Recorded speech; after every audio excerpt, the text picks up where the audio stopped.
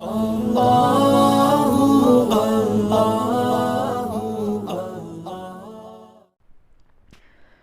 الله الرحمن الرحيم. اللهم يا من قال وقولك حق فأتاهم الله من حيث لم يحتسبوا وقذف في قلوبهم الرعب ما دام الحرب بين الحق والباطل سجالا على من قال أخرجوا الكفار واليهود والنصارى من جزيرة العرب